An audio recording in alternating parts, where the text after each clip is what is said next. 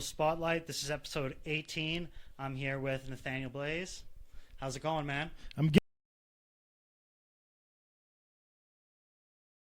I'm good. Yeah. You were busy this morning? Super busy, man. We were doing a walkthrough on a new build with the current job. So yeah, we were just checking out for clients. And how busy are you? Just starting off, like pretty slammed now, eh?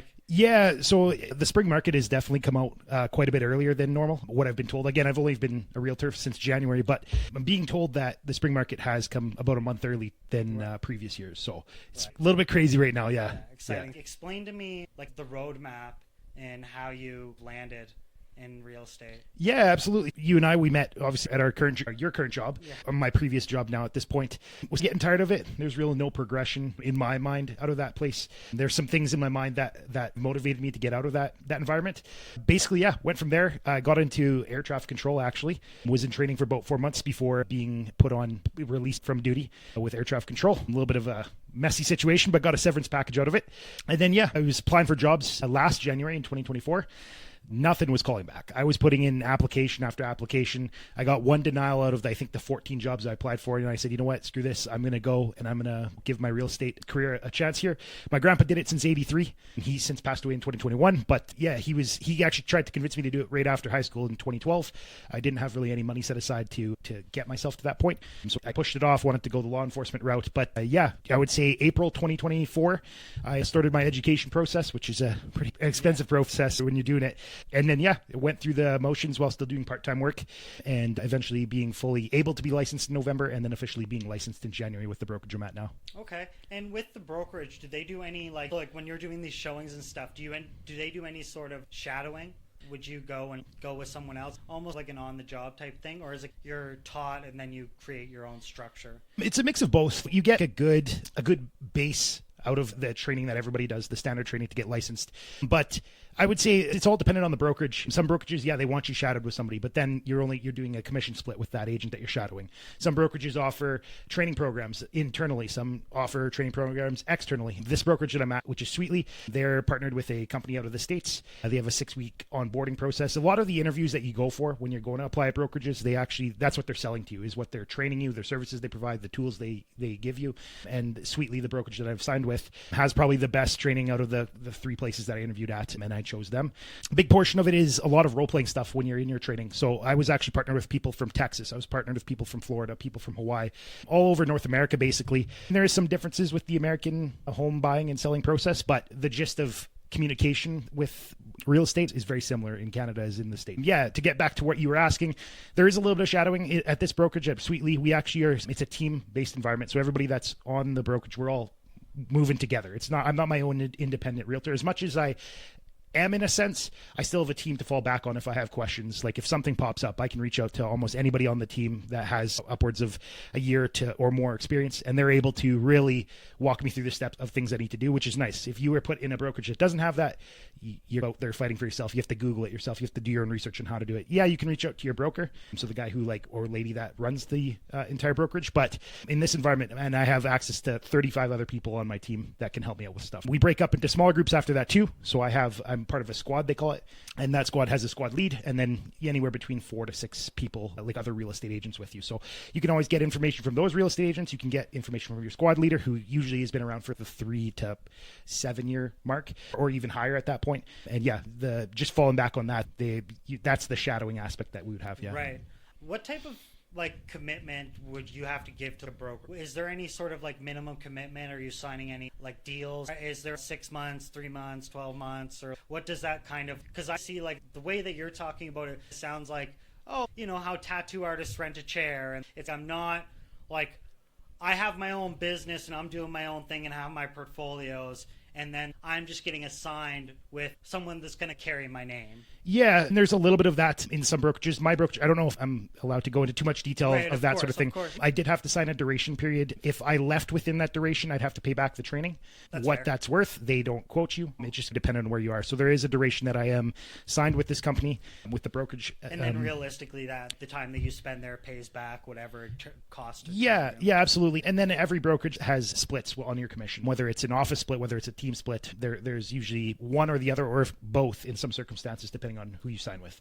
And My next question is like, given your experience in different workplaces, and I know you know what I'm talking about with that, what can you say like you can contrast this with in terms of like work environment, and like how have you saw differences in this type of work environment, although it's independent? Do you find it's still a positive work environment, and compared to like other workplaces, sometimes given the nature, given the like where you're at, some people just don't want to be there, right? And some people just are more like have more moods, right? Where sometimes I think when people are like more individually driven, they stay out of a lot of nonsense, right? Yeah, you're hitting it right on the spot. The place you're referring to, the first thing you get asked is, hey, do you have a heartbeat? Yeah. And you're like, yeah. And they're like, you got the job. Yeah. That's definitely not the case in real estate at any means. Like, a heartbeat doesn't get you anywhere. You got to have motivation behind it.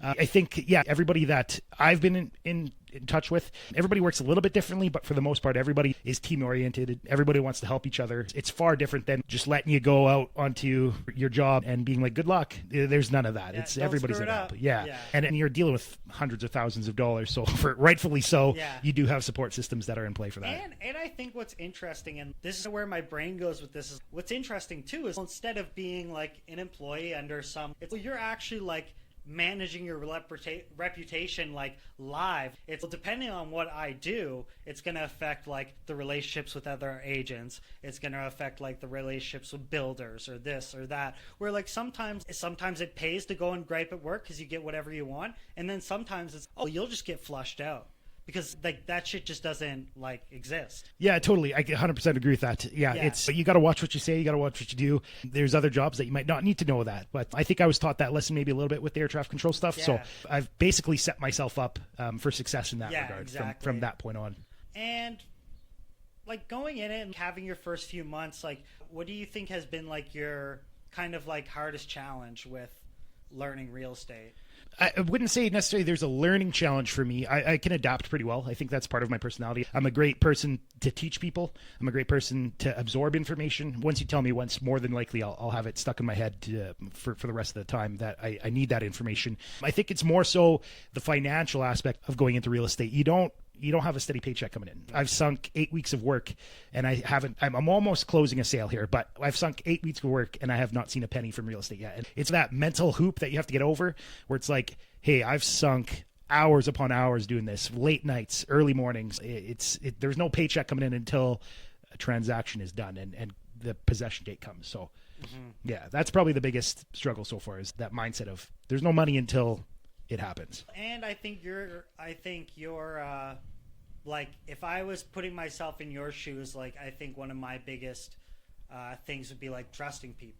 Yeah. You know what I mean? Is this guy going to fuck me over? Like, exactly. You know what I mean? Is this guy going to screw me over? Do I trust that he's actually going to go to his bank or the financing's approved and like it's going to be good to go? Then all of a sudden he gets all these conditions or he can't afford it or whatever it is. And now I'm back to square one. Yeah. There's lots of roadblocks like that in real estate. But I think the one thing about real estate compared to other sales jobs, and maybe there might be sales jobs that are governed the same way, we do have a pretty strict governing body that oversees the real estate. There's multiple associations that I'm members of that through the real estate stuff, and you're held accountable. You're held accountable for everything you do. It's not, I don't want to blame other industries, but there are people out there that I'm sure find a way to blade people, but for the most part, the interactions I've had so far with other realtors outside of my brokerage, everybody is like, even though we're different brokerages, we work together in the best way possible. Keeping people honest. Yeah, absolutely. Yeah, just keeping people honest. Yeah, I think that's a big thing, and like I said, and I always come back to, I think it's different when it's your own neck on the line. People act different when you don't have someone to blame. 100%. People have a lot less shit to say when you're not part of Big Brother upstairs or whatever it is, right? I think that's the big interesting fact on like how people's personas completely change. Yeah. Because and it's for the good. There's nothing wrong with it. Like some people go into situations. I think for you already had a good attitude going into it, and you had this mindset of being able to like be resourceful, where like some people they just can't connect the dots. Like you could leave them on an island for a million fucking years and they would never be able to be a real estate, like they never figure it out. So that's one thing, right? Where it's interesting because like you have to shape up or ship out, man. Like, absolutely. So with that, let's go into like you like what you're doing for free time, because I don't see you having a lot of free time with what you do and everything you have juggling. So then you have your next venture, which is, or your next thing that you're involved with, which is like the Strongman Association. I know that you've been involved with that for a while. I've watched a lot of them. I know some people that we've worked with attended competitions. So you're obviously like having some sort of influence for people to be like joining this community. So Right. like, tell me a little bit about that. Yeah. So actually, I'll go back to when I first started competing. So I fell in love with one of the events. It's called a yoke, and basically it's this H frame that you get under and you carry. It's similar to what a bull carries in the field. The yoke that's in the field. I wanted to find a way to help other people with that. So I actually ran my first event here in the Northwest Edmonton. Sorry, but like, holy crap, I'm struggling on my words here. I ran an event here in Northwest Edmonton specifically with that implement, and it was a fundraiser for I don't want to call it a homeless shelter, but they're like a helping center, like a warming center, they would call themselves. Ended up calling it Mosaic Classic. The reason why is it's the Mosaic Center. So I just found a way to not only engage community in the strongman world, but we're also supporting a good cause, and that kind of has now died off a little bit. This year we're going into it. There's some stuff that happened in the background, so we're renaming the competition.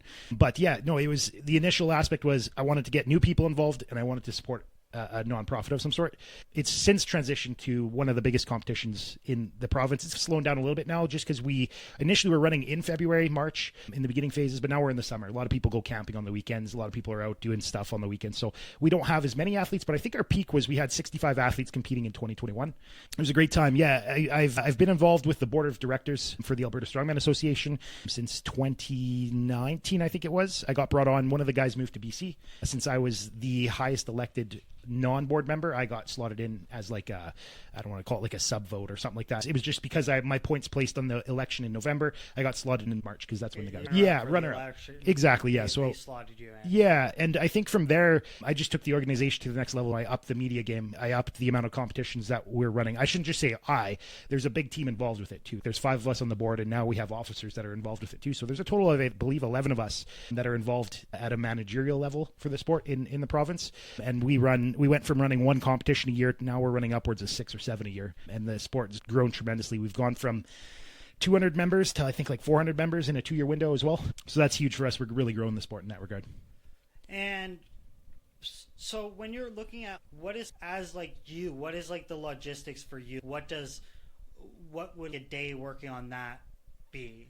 It's crazy, man. Especially with so many competitions, we're dealing with companies that are wanting to sponsor us. We're dealing with athletes having problems with registration or needing to drop out of registration, or athletes having questions about the competition, all the way to the point of dealing with outside influences like federations that we're partnering with and stuff like that. For instance, Western Canada Strongest Man, we're hosting it here in Devon, Alberta, just southwest of the city. What day is it? June 7th and 8th, I want to say it is. It's a Saturday and 8th. June Saturday, 7th Sunday. and 8th. We'll find is the banner out yet? Oh, yeah, okay. There's graphics up. We'll do the banner. We'll put the graphics right on the episode. Yeah, absolutely. So we're running that out in Devon. And this is our second year with Devon, and we partnered with them during their Devon Days, which is like a very small version of K-Days, like a small town version. They have some rides for the kids, and they have stuff. They were blown away with us last year. We actually had more people watching our show a couple streets over from the festival than they actually had people in the festival, and it was insane. It wasn't Westerns last year. It was just a pro-am competition. But this year, it's a pro-am, or Western, sorry, and that's a direct qualifier to Canada's Strongest Man. So it's a big deal for us to have that out here in Alberta. Okay, so now looking at the athlete perspective, if for someone who's looking to get into strongman, is it simply attending these events? What would be like the best network into like actually gaining access to this type of competition? Yeah, to get into Western specifically? No, just in general. Just strongman, like the type of competition it is, like the type of how would someone reach out to the association to look for competitions, or would they just look for competitions? Do certain competitions matter and others don't? How does that kind of... Yeah, so that's a huge question to answer. In a broad aspect, albertastrongman.com, we have an events tab. We post every event, no matter what federation happening in the province, and actually any events that affect people from our province. So for instance, in Manitoba on the same weekend as Westerns, they're doing Westerns Masters, which is 40 and up competitors. So we've posted that because it directly affects Albertan athletes. So what board governs that? You guys, or what board, like the athletic commission, like what would govern like people going pro-am or getting to World's Strongest Man or whatever? Like, what would be the governing body for that? So it's a mix. There's no one governing body in a sense. In Alberta here we have 3 or 4 federations now. ASA, the Alberta Strongman Association. We try to consider ourselves unbiased. We're a group that just wants to promote the sport.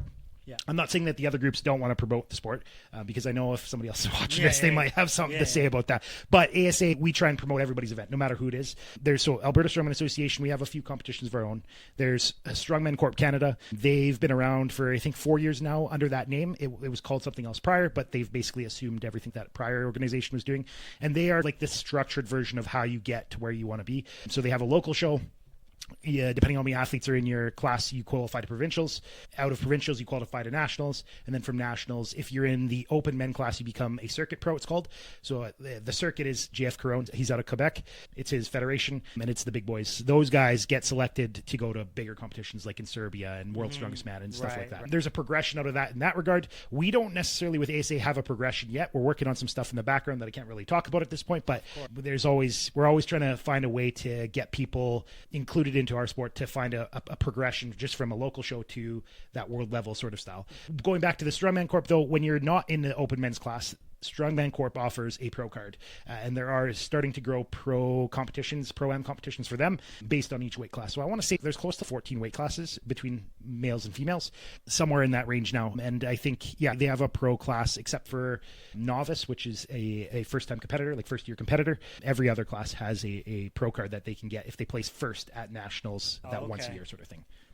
And given your time doing this, like the strongman competitions, has there been any event that has, I'm assuming the event where you said that you were getting more visitors at the event than the actual festival, but has there been any specific moment that stood out for you in terms of like fulfillment or like some sort of, I got my friend to do it and it's so cool seeing him like learning about it than actually competing and this full, change of hand? Like, how does that look for you? Man, after every competition, it's a good feeling. Everybody comes up and thanks you for running a great show. Every promoter in the province, or I guess in Canada, could probably attest to this, that the gratification that you get after running a show and it being a successful show, that in itself is gratifying in a sense. It is really cool to see the sport growing too. I want to say probably one of the most favorite, I wouldn't say favorite, but one of the most memorable things that I can think of last year in December 2023, we ran a novice and masters competition in Evolve Downtown here in Edmonton.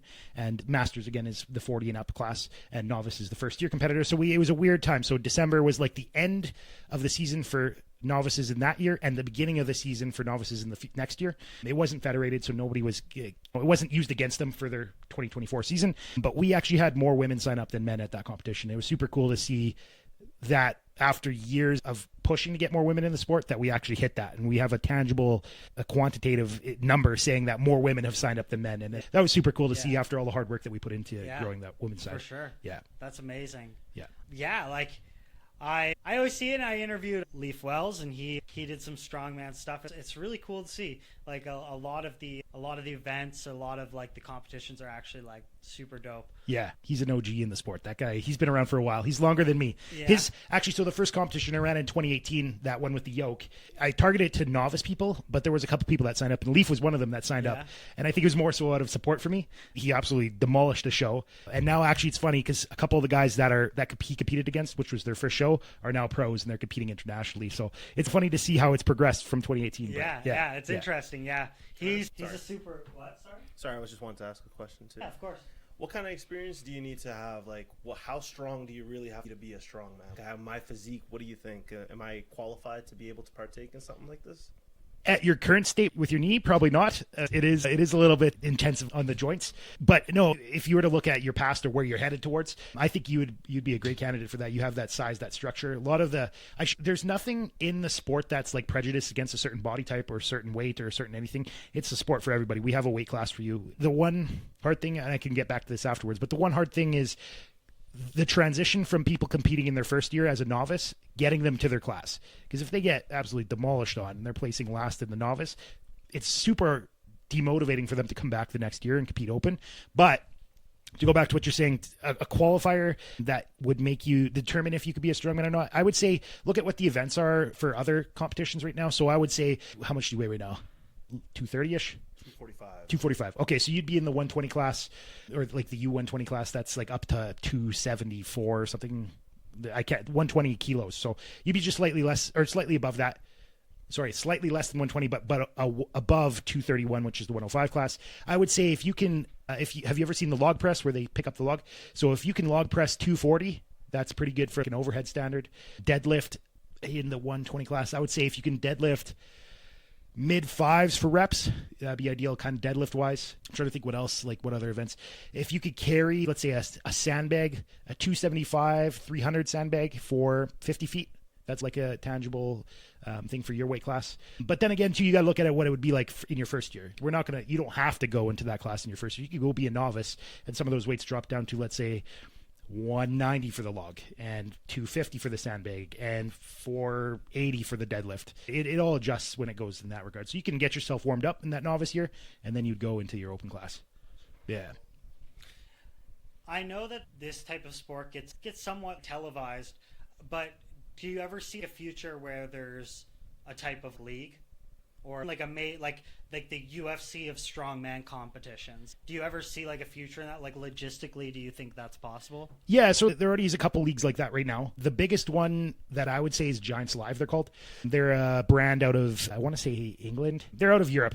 They run most of their shows in Europe. They actually brought a US show last year in September in Las Vegas, but that's like the UFC or the NHL of strongman, is getting an invite to Giants Live. The same organizers for Giants Live also are the guys behind World's Strongest Man. Right. We also see Brian Shaw. He's a pro strongman out of Colorado. I think he's now retired from the sport, but he's still involved heavily. He holds the strongest man on earth, like in short term SMOE, SMOE. His brand is starting to really grow. He has an amateur level competition, and I believe the top placing man ends up going to get invited the following year into Strongest Man on Earth. So there are those two big ones. And then there's another brand called the Strongman Champion League. They're not really big in North America yet, but they are running shows like in Central America and in Europe and in Asia that a few of the boys actually here locally here in Western Canada have gone out to. One of the guys that competed, his first show was my first show that I ran. He's been invited to various shows under that Strongman Champions League. And then the other one, the last league that I would say is like at a high level, would be the Magnus Vermagnuson brand. He runs a show. Every continent has a show, or for the most part, based on how many competitors there are in the area. There's a show that gets ran, and you get qualified to go compete in Iceland, and that typically first place person gets invited to World's Strongest Man out of that. So it's all like a big web of competitions, but yeah, there already is a couple federations out there. It's pretty interesting because you would have to be, what I think of it is like, I go back to like, I always like contrast with like sports I know. So like basketball, UFC. And when you look at something like professional fighting, it's the same type of deal where it's, I could fight for UFC, I could fight for Bellator, I could do this, do that. Right. And it's like all of this kind of gets combined into one record that I'm seeing statistically. But it's, I might come fight for you for here, I might come do this competition, I might come check out this, I might come do that. Is this a sport that, like, if someone was seriously considering this sport, is this a sport where you can actually make like a livable wage from? At this point in the sport, no. Competition payouts at the levels like I was talking about, Giants Live, World's Strongest Man, Arnold Schwarzenegger has a really big competition down in I forget where it is, but they have a huge competition as well. The payouts are great. You won't see guys going full-time strongman unless they have a brand behind them. So either a sponsorship or be your own brand. So like we look at guys like Mitchell Hooper, who has big sponsors. He has coaching on the side. He has his own brand. These guys have a bunch of stuff going on. You have to like supplement it with a huge, I see that a lot, even with people that do bodybuilding competitions. It's like, even you look at like professional athletes. Okay, LeBron makes a lot of money as on his NBA contract. Yeah, he makes astronomically larger amounts on his sponsorship deals. Yeah, brand deals and stuff. Right? Absolutely. So it's the same type of deal where it's like, I might make a penny here and there, but like where I'm really, my cash cows are is like the day in, day out, one-on-one coaching. Right. Like, whatever your niche is, right? Yeah. Social media monetization too. Some of those guys with big followings, they make some good money on YouTube and stuff. And it brings us back to this self-driven, like, some people got it and some people, like, they just don't. They just can't comprehend it. Like, why would I do this thing because it's meta and this is, or why am I going to attach this audio? Well, what does the audio matter? You don't Right. you're not getting it, man. Yeah, like, absolutely. Like, yeah. Or like, why would you want to have smooth cuts or this and that? Or why would I always find it funny when like people film when they're in gyms and like people are like so upset about it. Dude, if you were making the money they were probably making, Right. we wouldn't be talking about this right now. No, totally. You know what I mean? Totally. Like, you're probably upset because you're jealous. Yeah, very well could be, yeah. Because it's, if you're looking at what they're actually getting paid from this, Right. and for the most part, like people that are that like shameless to be going to a public place, and not shameless, sorry, I meant for like more of the like the chicks that use it as like a seductive technique. Okay. You know what I mean? Yeah. Like it's like the thirst trapping type stuff. But like anybody that has like the ability to go out and be like, yo, I'm gonna do this, I don't care who says what, and they make their money whatever it is. Some of these guys, they just genuinely are like jealous at the fact that you just have the nuts to go and do it and put Right. it on a camera. But I digress. So talking about like the strongman competitions and stuff, it's like the second kind of like pillar of what we're talking about. The third one is obviously what you're wearing now, Realm Fitness. Yeah. Just explain to me like the inception of that and like why an apparel like brand was this, like in your head, do you think this was this idea of creating this like foundation or baseline of, instead of having one income stream, I could modulate my time and have a little bit here, have working over here, so I'm giving myself a fair shot Yeah. at a lot more opportunities. So just tell me about that and what was like the logic behind it. Yeah, absolutely. So actually the clothing brand itself is like the side piece to what Realm actually is. There's three of us that joined up together as business partners to create a company. We didn't know what it was going to be called at the time. Realm stuck out, so we chose that name. We had a couple other names. I can't really remember what they were, but Realm was the one that kind of chose out. I think the reason behind it was actually very similar to what you just said there, where we have different avenues. We're in different realms, right? The project that we're actually working on is we've redeveloped the Shaker Cup. I say we because at the time, all of us were still involved. We got an engineering group here locally to help us out. We changing essentially the way people consume supplements. There's so many benefits behind it. We've kept it pretty hush on what it actually is, but it's not been seen before. There might be some similar products that are touching what we're doing. For example, I'll give you the example. We are going to change the way people consume supplements the same way that Keurig changed the way people consume coffee. So that's like the object of what we're trying to do. It's just been it's basically been backburnered at this point. And the reason being is monetary reasons. It's got to go to plastic manufacturing. Plastic manufacturers have a minimum order quantity. And I don't have $250,000 right now to go to plastic manufacturing, essentially. And get a million cups made. Yeah, exactly. I think even only like $250,000 would only get us like 70,000 cups made. Yeah. But still, I wouldn't want to only get 1,000 cups made and pay $70 a cup because you can't go around and sell a shaker cup for $100 to try and earn your It's margin. like you have to buy in like huge amounts to lower your costs and shipping and absolutely. And it's interesting, and without cutting you off, the idea of that is like there's so much more that like people like they go, what's the big deal? It's just a cup. Yeah, it's just a cup. Like yeah. just fucking heat some plastic, fucking fist it. Yeah. Chuck a cap on it, thread it a bit. Good to go. What's the issue? No, that's the thing, is it's a convenience thing. The huge part behind it is convenience for people that are busy, either working shift work, 12 to 16 hour shifts, people traveling. We're hitting all the sore points when it comes to supplement consumption. And that's like the big thing. The clothing was more brand awareness. So we have friends, we have family members that have bought stuff from us in the past. So brand awareness, and B, some of the cost expenses that we're covering. So website fees, lawyer fees, because we're a corporated company. So we needed to get a lawyer involved to incorporate us. Accountants, every year we could do a tax return with the government of Canada. That costs money with the accountants. Even though I don't owe any tax because we're less than the threshold that they need. Yeah. Still got to pay an accountant to file your tax return for the company. So just little things like that was the reason behind the clothing. But even now, the clothing, I would say, is slowing down quite a bit. Yeah. I still have one affiliate with us. At one point we had 14. People just are too lazy to sign contracts. And when a contract expires on January 1st, it expires on January 1st if you don't re-sign. So I'm down to one affiliate now. But at the end of the day, there was some trimming that needed to be done. My real estate stuff funnels through Realm, which is a huge positive, because once I start selling homes and I have the commissions coming in and I have a steady income, Realm can hold the money on my behalf and then can still be used for the Shaker Cup because it's all part of the same organization. So there's like a little bit of a back play with what I'm doing there. But yeah. It's definitely a numbers game for sure. I think especially when you talk about something like this that's an inception from like the ground up, it's like there's so many things like, okay, what I always say to like people is, you think it's that easy just like starting something. It's like, why would they just out of nowhere go like, I've been buying Under Armour for 10 years and now all of a sudden, like, right. Besides the people that actually, I think of it the same way with recording a podcast. It's like the dudes that watch Bad Friends every day, they're just going to go, you know what?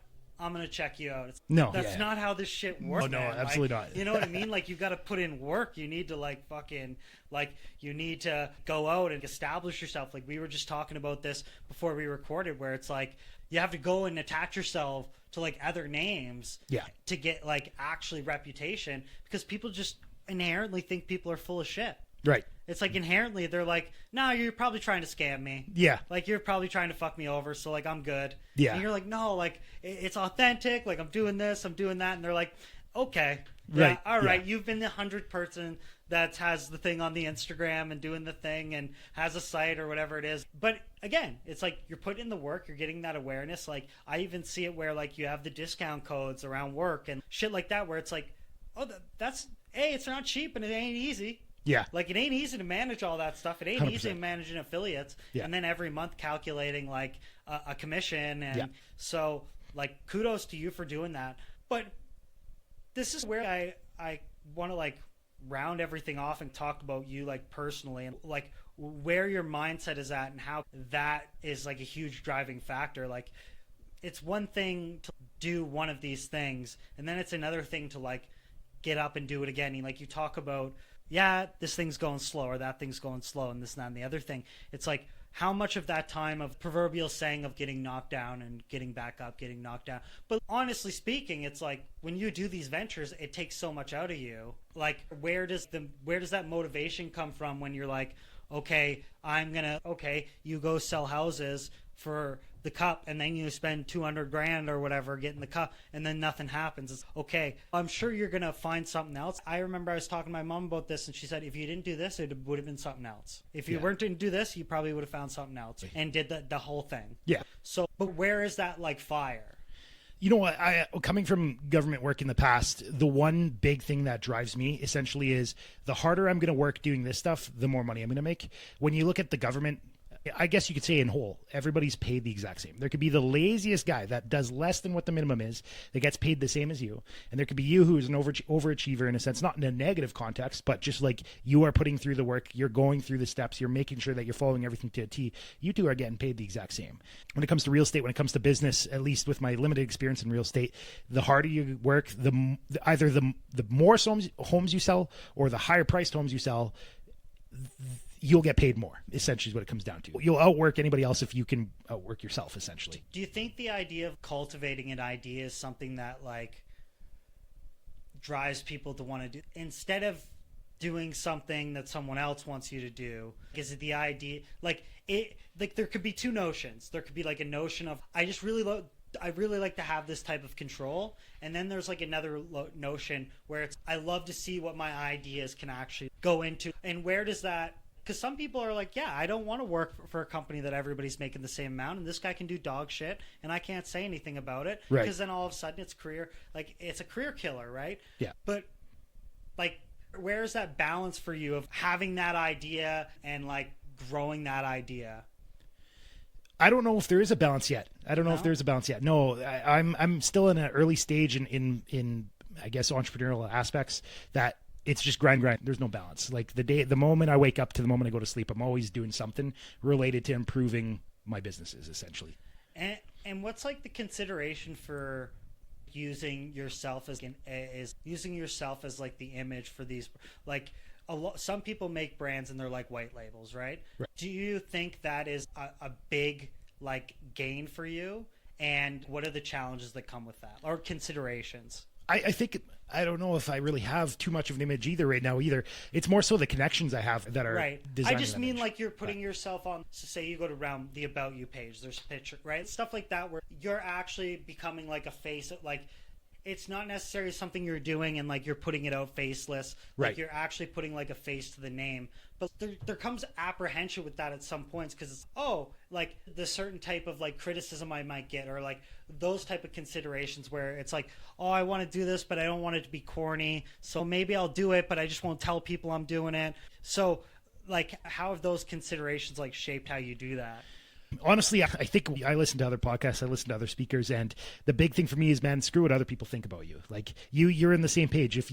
People will probably laugh at you at work saying, "Oh, he's got a podcast." We've seen other people create podcasts at work, and they probably make fun of you. But if you just leave their opinions out of it, you're going to succeed essentially. So yeah, putting a face to the brand, I think it just adds a level of personability as well. It shows that you're a real person. You're not just some internet it's e-boy a very, that's very trying to good do. strategy. I think that people. I think that idea, it just comes off as authentic, like you're putting a little bit of like accountability and ownership to it. There's actually someone you can go talk to. Right. This is like the deal, right? Yeah. I was just thinking of my brain, I blanked. But it's interesting you say like, yeah, like a lot of the apprehension between like people like representing something or actually putting their face behind it is like the idea of, I go to work and they're like, "Oh, what are you going to do? Have me on your podcast?" And you're just like, yeah, whatever. But I think it just gets to a point. It's like you just got to go through a little rough patch. Yeah. And then like you get out and it's that delayed satisfaction. Like people don't really like, some people just can't push through it. Some Right. people just can't be like, "Yo, this is all going to be worth it in the end." Like Right. eventually this is all going to pay off. With that, in terms of managing all this, what does your daily routine look like? Do you have a lot of structure in your life?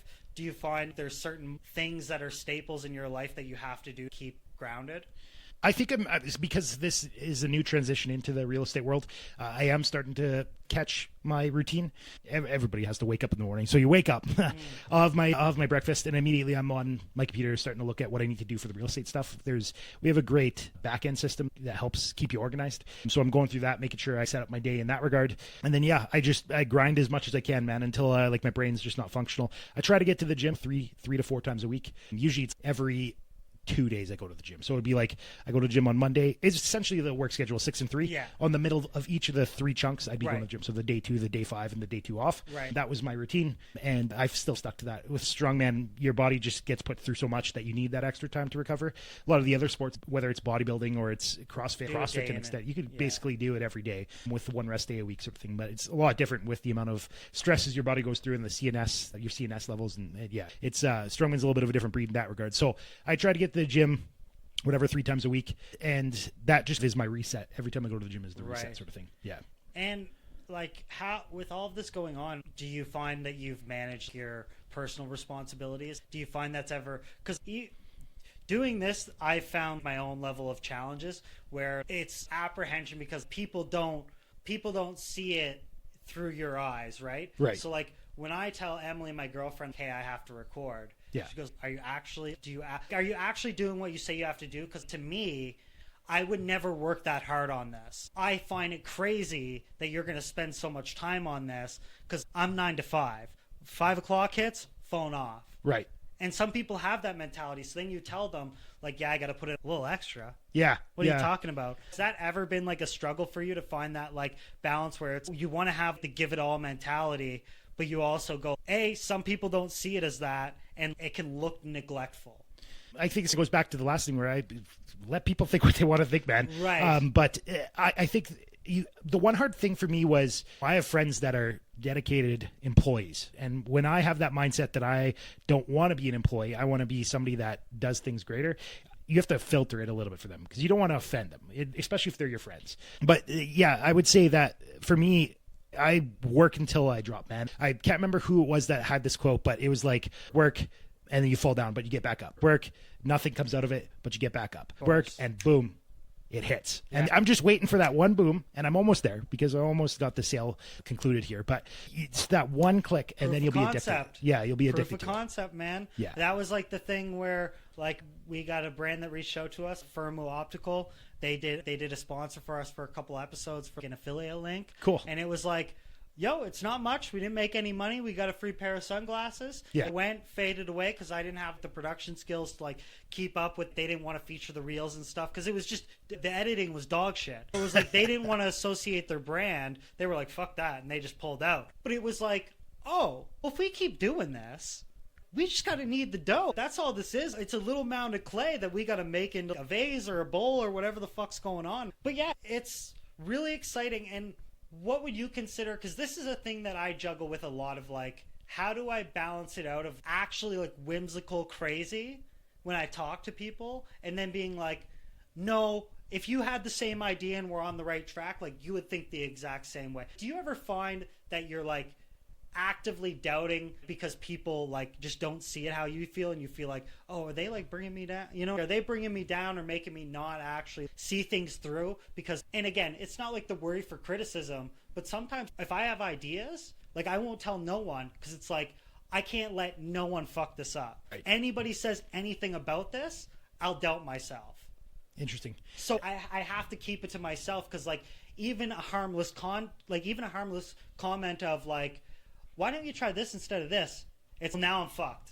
Oh, interesting. For me, I don't think that really affects me that way. If somebody doubts the way that I'm doing something, or they're like, oh, why don't you try this? Yeah, I'll take that into consideration. But at the end of the day, I still, in the back of my head, I'm like, let me show you. Let me prove it to you that I don't need to do it your way. Yes. Unless the only exception would be is like, if they're already successful, if they're already at a point in their life where they're, essentially a mentor, okay, I'll take your stuff a little more seriously. But if it's some schmuck that you work with that has no aspirations to get out of a 9-to-5 lifestyle, man, okay, I'll think about it, but I'm going to prove you wrong. Yeah. I'm going to prove you wrong. And you have to, it's one of those things where you have to know your audience as well, right? Like, I'm not going to ask